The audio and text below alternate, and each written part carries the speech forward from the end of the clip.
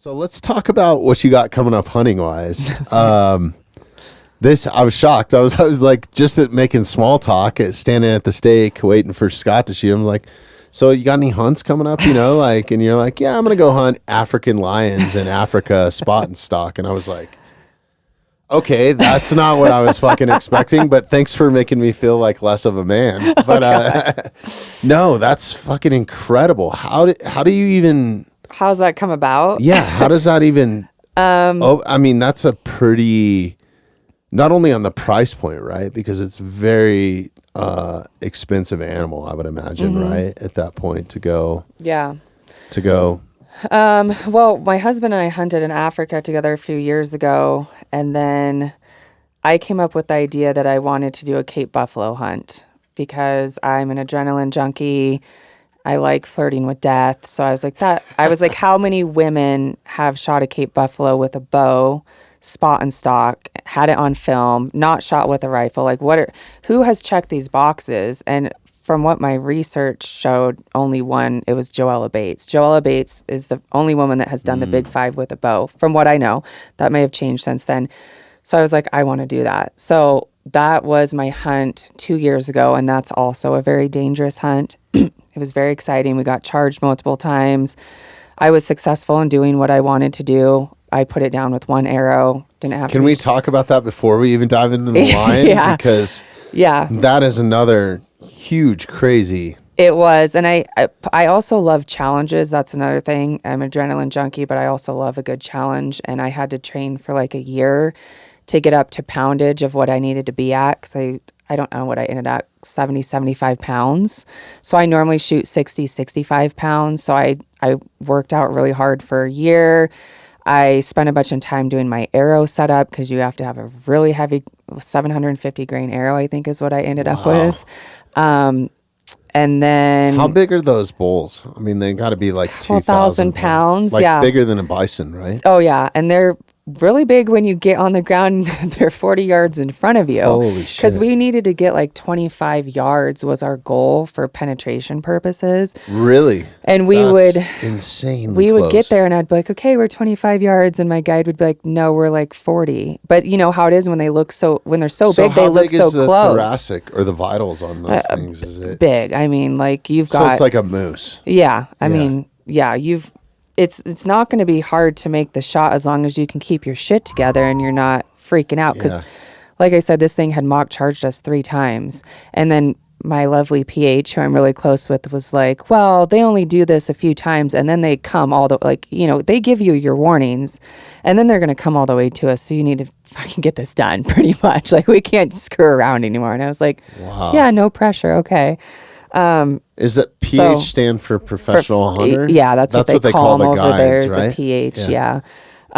So that hunt was a blast and I loved it. And I was like, okay, I now want to do dangerous hunts. So I told my husband I wanted to do a brown bear hunt next.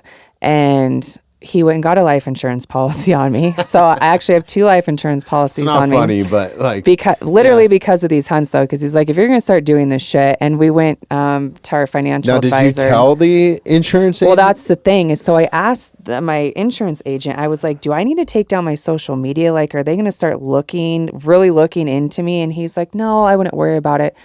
Well, sure as shit. The first one we applied to, they found my social media. Through your social media? Is that legal? Oh yeah, they can look into your background as much as they want. They come and take your blood. They do urine tests for your health. I mean, they do all kinds of stuff. So they found my social media page and they said, nope, we're not covering this girl. And I think my Cape Buffalo hunt was on there. So then we went to another one, and I can't remember if I took my page down for a while. Do they have some sort of stats for people that hunt? I mean, I would think they do have a scale of how risky of behaviors you do, like what sports or hobbies you have. But does it come down to whoever's seeing that and judging it? Because that could be a different perspective, right? Like somebody could think that a mountain lion hunt is super dangerous, which it can be, right? Yeah. But like... I don't know. I mean, I also have like skydiving and other stupid shit on there. Like it's not just hunting. Like I'll do anything for a good thrill. I snowmobiling up huge mountains. Like, so I'm sure they saw a bunch of stuff. So we did find an insurance agency that covered me. But so my husband was just like, hey, yeah, if you like thrilling, dangerous hunts, And he's the one that booked the lion hunt for me for our anniversary. So just Really? this last year. That's cool. And now I'm to the point, well, if I've done the Cape Buffalo and I'm going to do the lion, maybe I just need to be Joella Bates and I need to do the whole big 5. Yeah. But it is expensive, and that would be what it comes down to. Is anybody documenting this for you, or like? So I had a photographer or a videographer that was supposed to go out with me for the Cape Buffalo hunt, and he canceled last minute. So that's a funny story about this hunt, which I end up telling if I talk about it because it's so hysterical, is the game plan was supposed to be you have me with my bow, and then you have 2 PHs with rifles. And then I was going to have my cameraman. Well, my cameraman canceled, so I took one of the PHs and was like, you're going to be my cameraman. He's like, well, that means you have one less rifle. So now you only have one rifle to cover you. So they had this idea of this is why the policy went up. So they took one of the skinners, like this young kid that usually stays at the lodge and does all the skinning. And they're like, we're going to take him with us, and he will carry the rifle. And when the Cape Buffalo charges us, the PH will drop the camera, turn and grab the rifle from the kid, so that then we're back to having 2 rifles. So we talk about this. The kid allegedly knows this is what he's supposed to do, is he's supposed to hand the rifle to the PH. If the Cape Buffalo charges, we don't run. We like make noise, and make ourselves look big. So we're all on the same page. So we get out there, and like the first 20 minutes, this thing charges us. So the PH drops the camera and he turns to go get the rifle from the kid. The kid is running full speed the other direction. He hits the ground and he's in fetal position, fucking crying, holding the rifle, and the PH is like trying to yard the rifle out of his arms because this kid is just like freaking out. So this kid hadn't been in the field. He had not been in the field, which I hadn't been in the field with the Cape Buffalo either, but I mean, I've obviously hunted other animals, so I was just like, okay, perfect. When you say kid, how old? I mean, he was probably like 20.